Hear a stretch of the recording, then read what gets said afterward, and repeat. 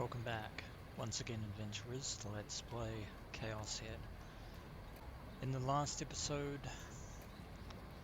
Barn and Momose were speaking over at the Freesia Investigations building with none other than Yua Kusunoki, who had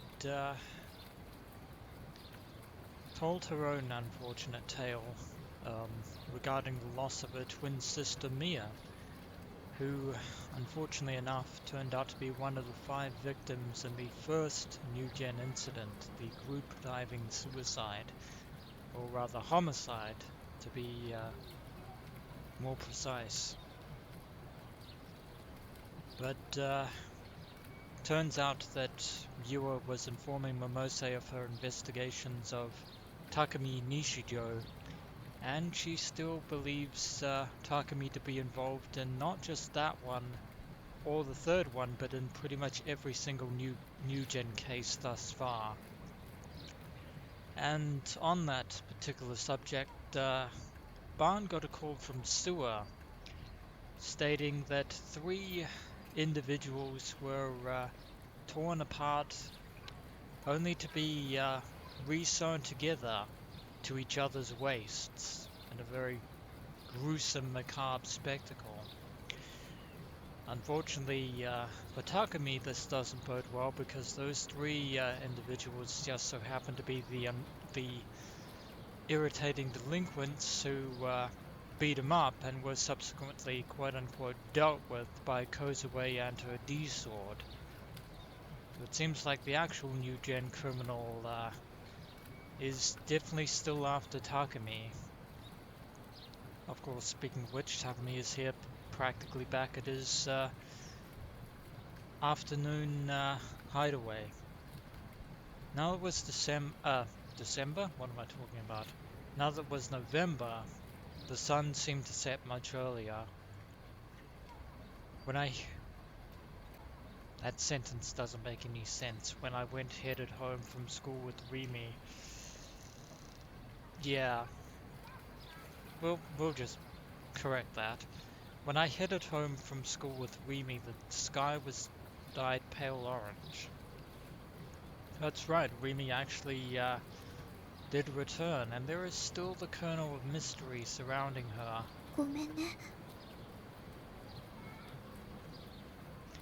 The hitherto silent Rimi abruptly apologized to me.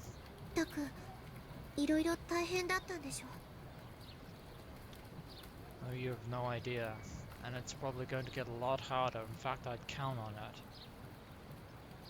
It had been a while since I'd last gone home with Rimi like this. I was sincerely happy she returned. She said, "Let's go home together," to me today. Although we'd only gone back together 2 times before to begin with. I secretly feared she would act as if nothing had ever happened, but it wasn't that way at all. Well, at least the same can't be said for the O-Front debacle, because for some reason both Daisuke and Rimi are behaving as if that didn't happen. It did, but them behaving as such is definitely a relief to Takumi's fragile pride and ego.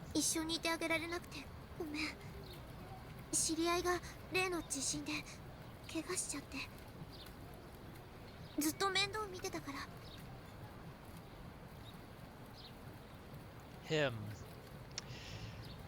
Notice that, adventurers. Takumi may not realize it, but Rimi has kind of slipped up there. Would have made sense if she had uttered the words her relating to Ayase Kishimoto, but she didn't refer to Ayase. She said him, not her. That basically means that, well, if you've been following up until this point, spoilers for anyone who is just tuning in, but we are really getting into story territory here at this point in this Let's Play. The him Rimi is unconsciously referring to is in fact the real Shogun. Though I hadn't asked her, Rimi told me about it without being prompted. うん。 But to be perfectly honest, Rimi's words were mostly failing to enter my head now.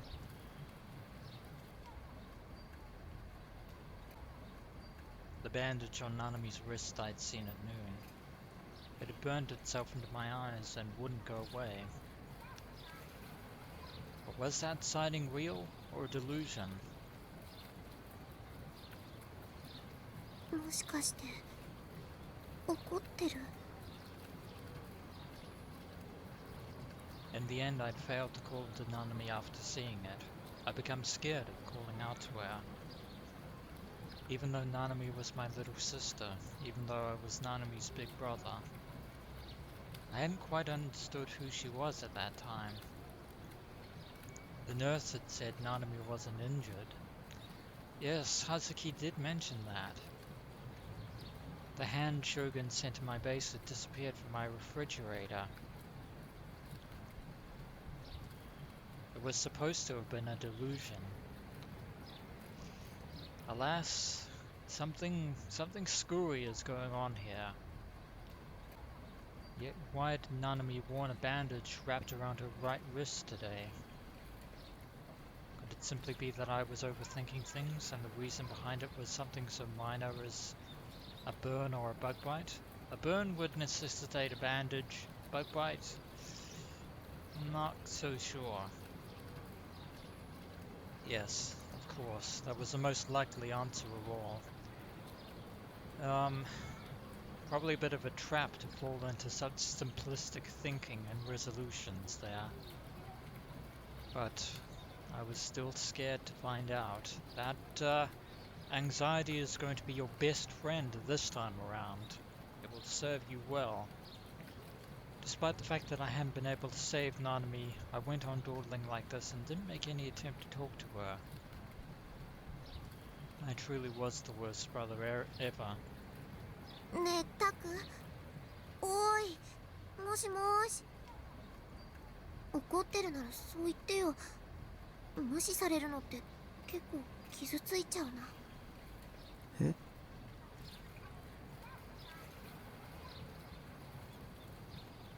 When I looked at Rimi, she was wilting. Apologies, Rimi, but Takumi has other things on his mind right about now. あ、Of course, had he been paying attention, he might have caught Rimi's little slip of the tongue there. もしかして私の話聞いてなかった？ After waffling for a bit, I nodded. Upon which Rimi's pointed finger bored into my cheek. Yeah, she's mad. 石、てっきり無視されたかと思ったよ。紛らわしいことしない。Your nails. It hurts when your nails dig in, you know. Yeah, fingernails are sharp. 大丈夫？ Rimi murmured her usual phrase upon finally stopping her cheek poking. Yes, Rimi always used those words to show her concern for me. お昼ぐらいから顔色良くないよ。元気もないみたいだし。もしかして誰かにひどいこと言われた？ That isn't the case in the slightest. だったら私に教えて。怒ってきてあげるから。 I think that ship has sailed, Rimi, like a big sister or my guardian. Rimi had quite a meddlesome personality, as she does. Well, it was already as plain as the nose on my face from how she was nice enough to go along with a creepy otaku like me. I was grateful for how worried she was about me. Until now, if I'd been worried about something, all I could do was either bear it up by myself or post it anonymously at that channel. Maybe I should talk to her about Nanami. And for once, maybe we should. When I spoke to her about these sorts before, Rimi hadn't believed a word of it.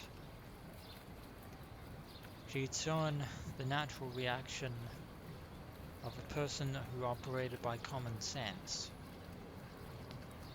Which was why if I brought it up at a time like this time, the likely result was either her being put off or brushing it off with a laugh. And yet she's still hiding something about Shogun, her connection to Shogun rather. If so, there wouldn't be any point in asking her advice. I was fine as long as Rimi was with me. Are you, Takumi? Because in that conversation with Shogun, she was prepared to end your existence if it meant preserving Shogun's life. It seemed like a better idea to ask Kozupi or Senna about this issue. You probably had a good opportunity to do so in the afternoon before, but too late now.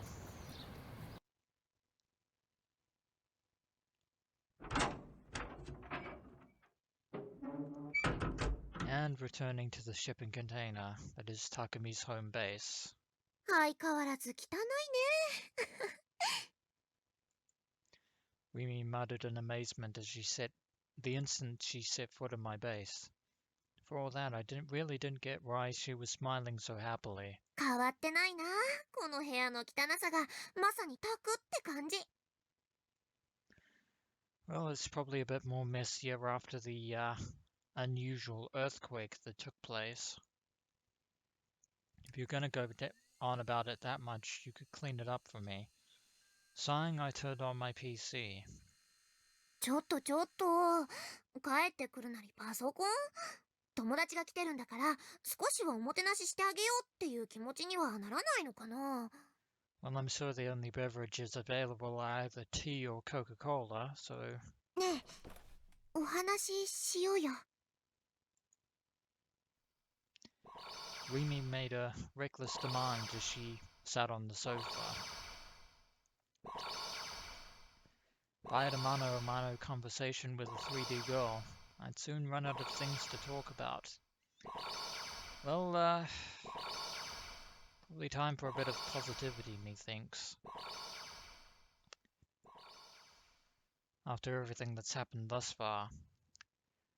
Well, I got much more used to it. Due to the recent increase in how many opportunities I had to speak with Rimi, I still wouldn't last 5 minutes. Besides, my head was full of Nanami right now, and I was very much not in the mood to have a light-hearted conversation. That was why it ended up seeming like I was ignoring Rimi. Painfully aware of my own uselessness, I sat down in my chair. Take it Takumi is probably going to go on our channel, and word of advice, Takumi, you're probably not going to like what's on there.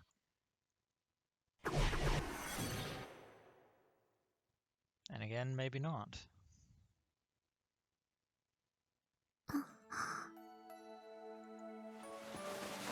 sensed Rimi shifting behind me. The sound of her clothes rustling drew nearer. だから無視しないでよ。 Before I had time to turn around, she embraced me from behind. I smelled her tender floral scent. Her soft chest pressed against my back. 寂しいよ。そういうことされると。 Apparently, I'd retreated from reality again and woven myself a convenient delusion. That's the first time you've acknowledged that in the world of your own imagination, Takumi. When I thought of it that way, my sense of hollowness grew stronger than my lust, and I couldn't even enjoy it as a daydream. Instead of pouncing on her, I took advantage of the fact that it was all delusionary, and I could speak freely here to comfort her with how I honestly felt. 僕だって寂しかった。辛かったんだ。リミがこの1週間全然連絡くれなくて。Rimi's movements were conveyed directly to me from my back. Each time she took a breath, her chest shifted up and down minutely. It was only to be expected, but it served to remind me that she was living. ごめん。い一緒にいてあげられなくてごめん。 Rimi's arms went tighter and tighter around me. 私の中でもまだ迷いがあって、どうしたらいいかわからなくて、ちょっ Rimi と考 being... えてみようと思って。 Sorry about that. Rimi being vague and ambiguous herself, despite her warning to Takumi earlier. は What did she felt torn about? What in the world was she talking about? If you knew the truth, Takumi Nishijo, you might not trust her anymore. そもそも私、タクと一緒にいていいのかなとか、このままの関係を続けるべきなのかなとか。でもね、このままじゃきっとダメなんだ。それじゃあ何も救えない。 You won't be able to save anything, you say. I think there's only one person that you want to save, more than Takumi. That is Shogun. Which again begs the question of her connection to Shogun.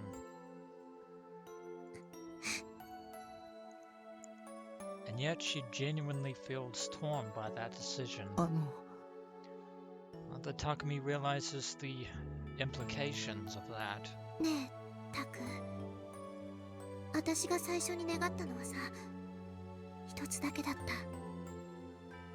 た。なのにどうして人は、私は際限なく望み続けちゃうんだろうね。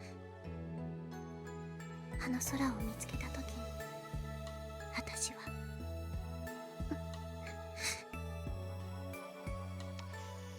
Come to think of it, Takumi had a bizarre dream about Rimi and a blue, clear sky. I didn't understand what Rimi was saying. I couldn't come up with a reply. Silence descended. Very heavy silence. Close by my ear I heard the faint sound of Rimi breathing. It'd be strange if the denouement didn't come soon. Nothing happened as silence closed in around us. Could it be that this wasn't a delusion? The instant I realized that, tension shot through my body all at once. In reality, Rimi was embracing me, pressed up to me without a gap between us. It almost sent my reason flying away. I had a feeling that Rimi would forgive me even if I went ahead and pounced on her. I actually doubt that very much. I gulped in a breath and... There's the Serotan mail express. 今の何？ As though startled, Rimi jumped away from me. The sensation of her soft sensation of her vanished. A complex feeling spread within me, partly a sense of having been saved, partly regret. I doubt you have time to ponder on either, because that mail is definitely isn't going to be good news. No, more than that, Rimi had heard Serotan's new message voice. That was fairly humiliating. When I opened my email client, I had 3 messages from Grim telling me to come to our chat room. Now that he'd mentioned it, I hadn't chatted with Grim at all lately, even though we met up online practically every day in the past. Because I'd also held back on playing Ensu. It had probably been close to 10 days since we last spoken.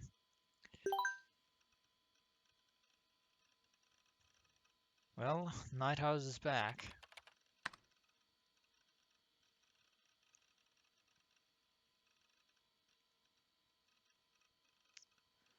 Of course there is. It's only been a matter of time before it got out worldwide. Or nationwide, I should say. Yep. どうしたの？ Seventh incident. Noticing me catch my breath, Rimi got up and walked over. She peered at the PC monitor from behind me. 第7の事件。 It happened again. New gen again. How long would it continue? For as long as it takes until someone can stop whoever's behind this. Would I be the next to get killed? The one after that? Funny you should bring that up, because once Grim unloads the news about the victims in this particular incident, your day is about to get even worse. タク、気にすることないよ。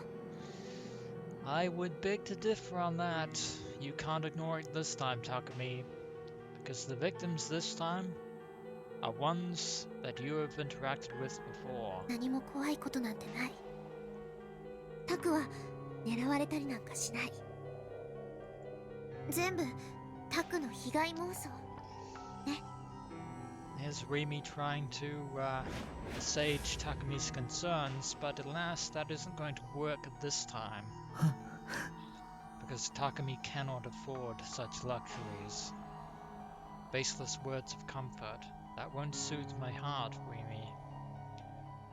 That aside, Grim was practically the new Gen case publicist. He reported every little thing to me. Now too, he went out of his way to paste in multiple links to news sites and so forth. We should definitely give those a read. Apparently he was telling me to take a look at them. As much as I would hesitate to take Grim's advice, I will do so now. I reluctantly clicked his links and bit it hard down on my lip.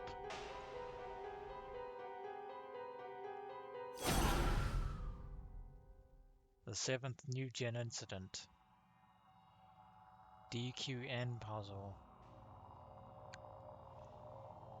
I won't read all of that, but the victims are Kohei Fujita, Saburo Anzawa, and Ryo Takagi. Age 19, 20, and 19.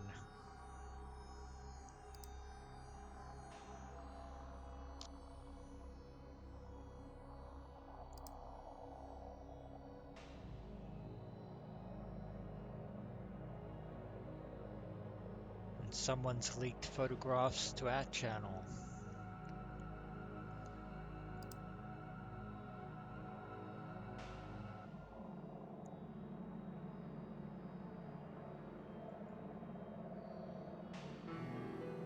Oh, and they're still hounding Takumi with that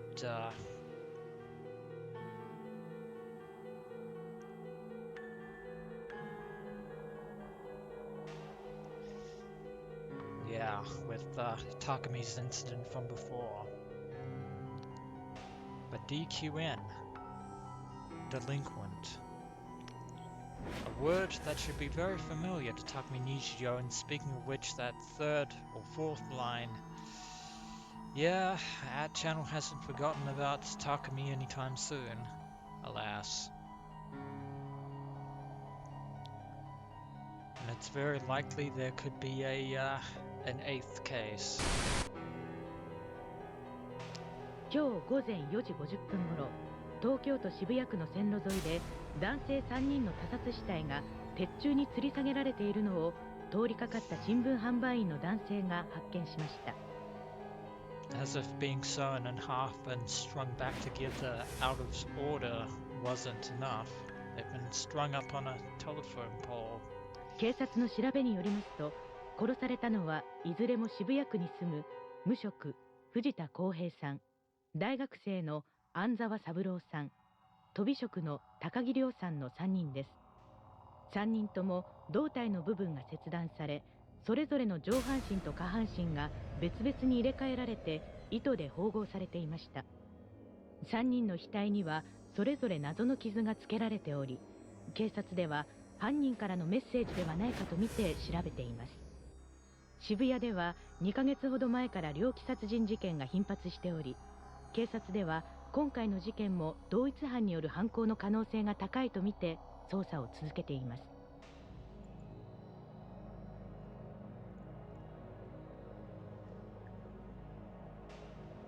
Things have gotten a lot worse. News clips I watched at the very end showed facial photographs of the 3 victims. Dear oh dear. I remembered seeing those faces. The same 3 thugs who were paid off by the fake shogun, the Darth Spider. ああ、あいつらだ。知ってるの？昨日僕に絡んできた。I'd offered up my wallet, but they used violence anyway. And I lost consciousness. And Cosby was there when I came to. The 3 of them had lain collapsed, covered in blood. Cosby might have bruised them with her D-sword, but she's as broken as she is. Even she wouldn't do something so incredibly sadistic. I took my wallet out of my pocket and stared at it intently. When I revived, Cosby had been carrying it and she'd given it back to me.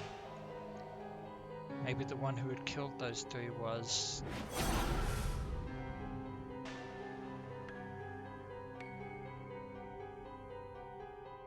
No, that's wrong. At the time when I last saw their faces, they had certainly been pummeled, and they were blood-soaked, but their torsos hadn't been sliced in half or anything. They'd been murdered after Cosby and I had left the scene. Nice to know that your brain's still functioning in this regard. It had to be Shogun. That old geezer was challenging me. It isn't Shogun, it's Darth Spider. Damn it, how far was he planning to drive me into a psychological corner? Felt like I was about to throw up.